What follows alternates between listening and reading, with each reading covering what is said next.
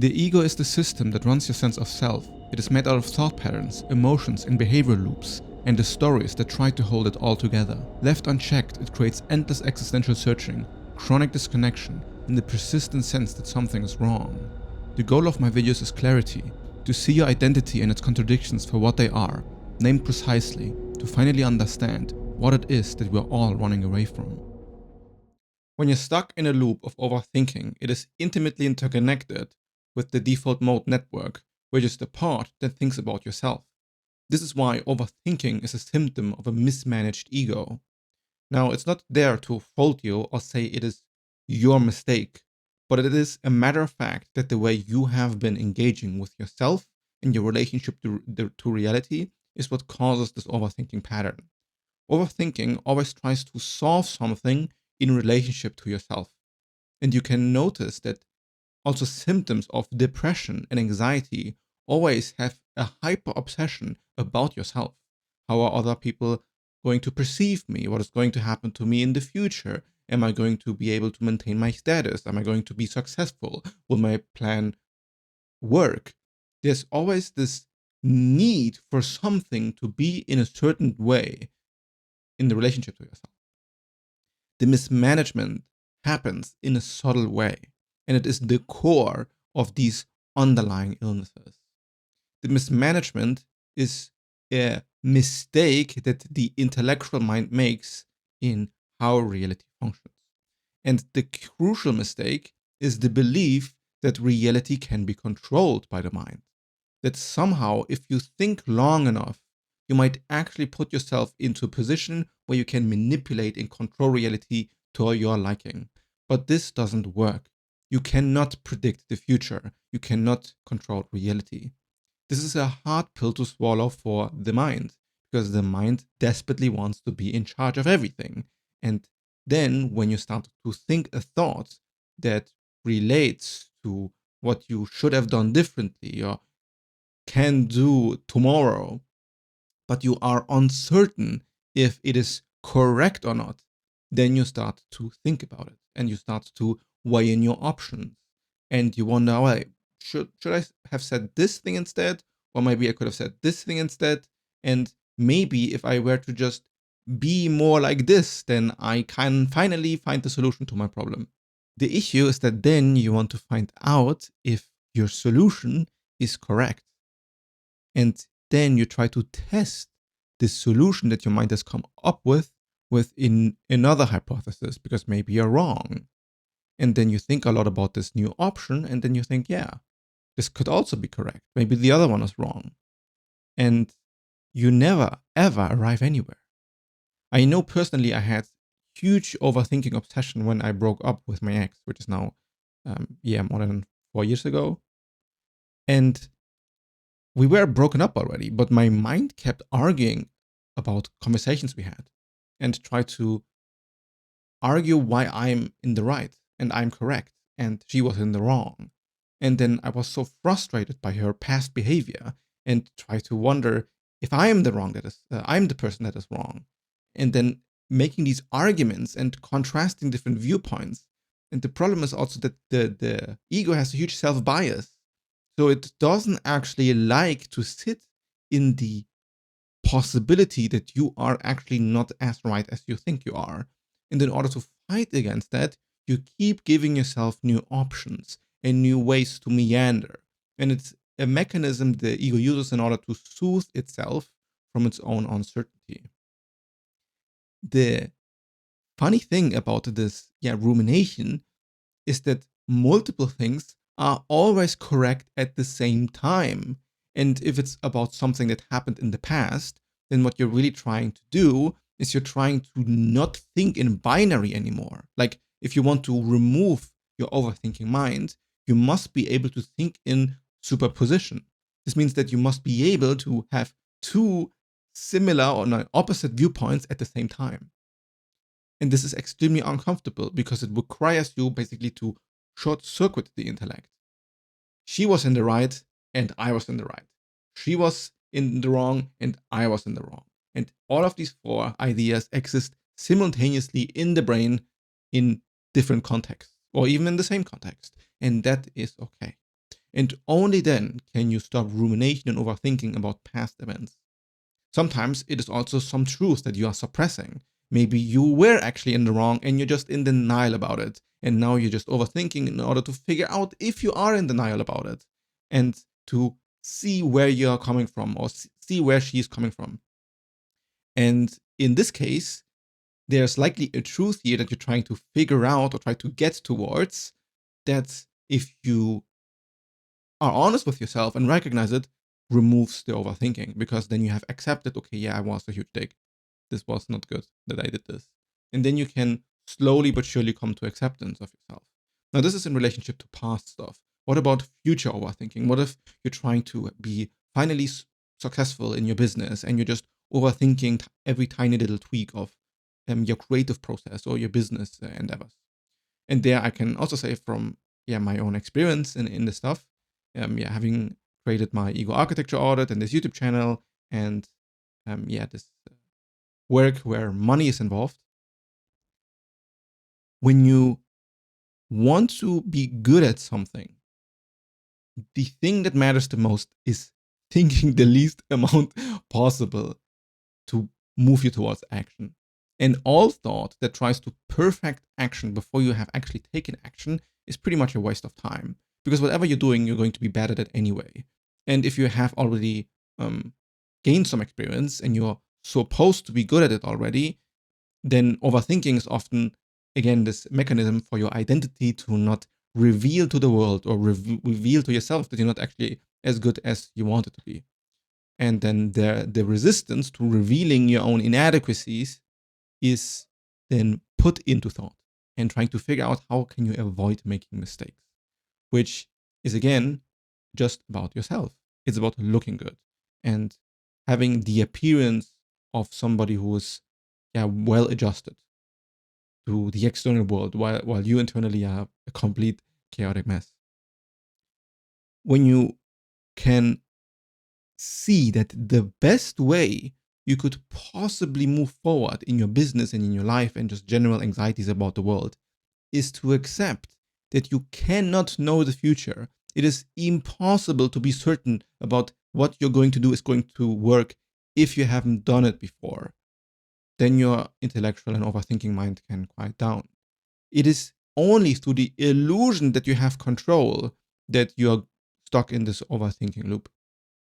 And the mismanagement in each of these cases is putting too much weight in the belief that the uncertainty is the problem, when the uncertainty is the nature of existence itself.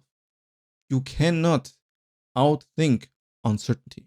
You can plan for the future and you can have some idea of what you're going to say. Like when I do these videos, I have like a script, or I plan out the topic, or I plan out my thoughts. But then when I turn on the camera, I'm not concerned about what is going to happen at the end of it. Like I can't have, although I'm in it, doing it right now, I still have no idea what is the next sentence that I'm going to say, at least in this video, because I don't have like this completely scripted out. In some videos that might be different. So when you are comfortable with the uncertainty, then the overthinking quiets down and you manage your own mind in a way more productive sense. Instead of thinking about the solution, you try to experiment and figure out what the solution actually is. What is so hard about this process is to accept that your own ego and your own sense of identity is in the way of yourself. It's in the way of your creativity. It's in the way of your own purpose. It's in the way of your own, flow state where you just act without thinking about it. The more you care about yourself, the more anxious you become, the more you think, and the less loose everything is. The more you lose this sense of need to be something in particular, be good enough or be effective enough, be correct or incorrect or evil or good, the more you can enjoy your own life.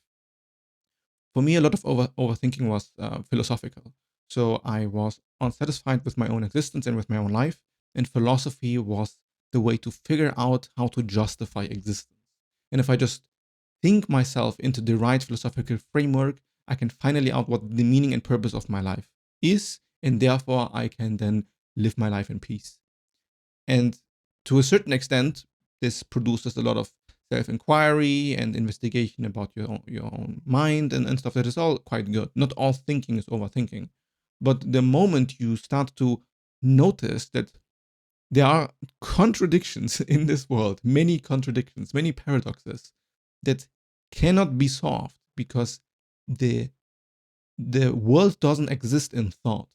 Thoughts are only representations of real things.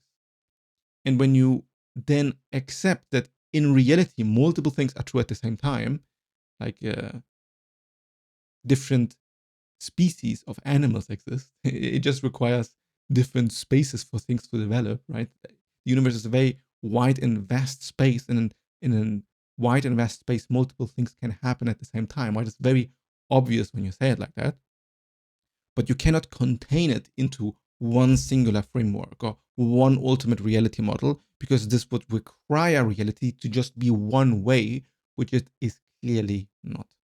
The only way you can manage your ego right is by observing what it is and what it does. And when you sense resistance in your mind, like you have a thought and you overfocus on that thought, then most likely you can notice that thinking itself has this quality of resistance to it. If you haven't had an awakening experience or some realization about the nature of your mind, then you're likely always over-focused on your thought and over-identified with your thoughts. You basically believe that you are the thinker, which is a complete illusion. You are not more the thinker than you are your lungs breathing. Both happen automatically. And what it requires is to shift and put your attention to the nature of your own awareness and see how in your awareness everything appears and disappears automatically. And there is absolutely zero control in this appearing. And if you focus on your thoughts, the ego gets the illusion that it is generating the thoughts themselves, because there's this identification mechanism that happens with language very often. And then it believes itself to be the thinker and have power over reality by thinking certain things. But it is an utter illusion. And only by recognizing that it is an illusion, you can start to loosen this grip that tries to control reality. And instead of focusing on the mind, you focus on what is actually in front of you, where you can actually affect change and experiment with what is happening. And if it is a worry about the future, then most of the case you can see how much of an illusion these thoughts are, because you can literally never ever be in the future. It is absolutely nonsensical. And most things you worry about, you don't worry about in the future. You worry about them in the present by believing the thoughts about the future in the present moment. The mind is a trickster. It is trying to trick you. It is trying to live anywhere else but where you actually exist in, which are in these frames of present moment experience. And by putting attention to your thoughts and trying to solve reality in your thoughts, you start to believe that reality happens somewhere in the mind and somewhere in some past memory or past event or future mode of existence. Some people have this more developed than others, meaning that some people have stronger thought architectures and live more thoroughly through thought, and some people have loosened their grip to a certain extent, and some people are completely disidentified with thoughts, and it is very difficult to hurt their identity by attacking belief systems or their mind. If you want to understand where you lie in the spectrum and how you can solve these ruminating thoughts that never stop in your mind, then check out my Ego Architecture Audit in the link in the description. There you can see my one-on-one protocol where I explain how this process precisely works. What I want to give as an option for you to do is to write down your thoughts instead of just thinking about them, and then just let it all out on paper. It often helps way much, because then there's a sense of solidity of your mind when you put it out on paper, and then self-reflect about what it precisely is that you just cannot stop thinking about. Because I don't want to advocate to not ever think about stuff. This is not the solution either. So write about what is on your mind. I've written on Obsidian most of the last 8 years of my life, 6 years of my life. where I organized my thought in this way, and I also journaled, which is extremely helpful to organize thoughts. If you cannot get rid of them, then at least organize them. And there it is very helpful to define what you mean. So you have an idea.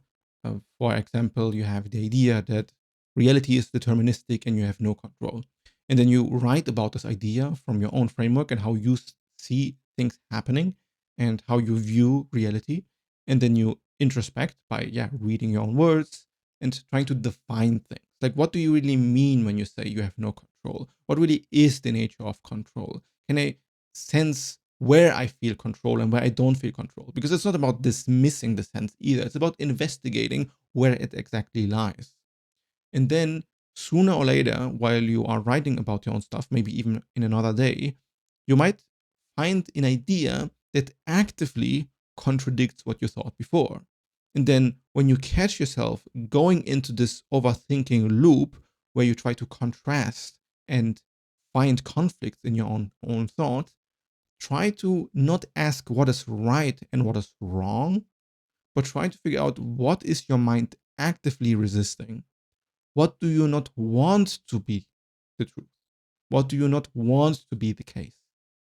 And then you can actually pinpoint to what this particular overthinking loop in this precise moment is trying to avoid and trying to solve.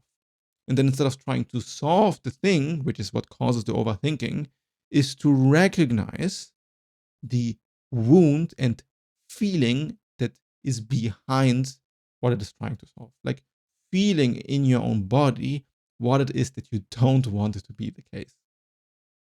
Then you can get into immediate contact with your sense of identity. What is your sense of identity resisting? What does it not want to be like? And there you can actually find a solution to the overthinking. And it won't happen in thought. It will happen in nervous system release. Maybe you will have to cry about it. Maybe you will have to meditate about it. Maybe you just have to calm down. But only then you can find peace within your own mind, because the thoughts are kind of like the end product of something that is already dysregulated. The thoughts are not causing the problem, although they might make it worse. But whatever happens before the thought even appears in your mind is what is causing the thought. That we are a huge machine full of systems and interconnected webs of ideas. That's also why understanding what you mean when you say something is very helpful, because by going into your own definitions of things, or how do you understand the concept, or how do you understand an idea, you can gain a deeper insight of what it is that your mind is trying to cover when it says that, and what is it trying to associate itself with. So we have the lack of identification with thought, which is extremely important for this process, because if not, you will get stuck in a certain idea and believe that this idea is just true because you feel identified with it, and then you cannot clearly gain this overview about your own mind because you think you are just one thing. Then it is emotional regulation or nervous system regulation, where you can see that underneath the thought there's a feeling that is trying to be avoided or trying to be solved by thinking about the thing, which doesn't work. And then there's also the understanding of your own thoughts to see what is it that I actually mean when I say something, and what is it that I'm actually trying to point towards when I say something. And then there is the necessity of recognizing how all thoughts are constructed and ultimately an illusion of identification, and that beneath thought, there's truly nothing at all. It is all conditioned through the habits that have ingrained themselves in your own mind. Come to terms with the fact that overthinking is pointless and that you don't exist in the way you think you do. And you'll find a quiet mind.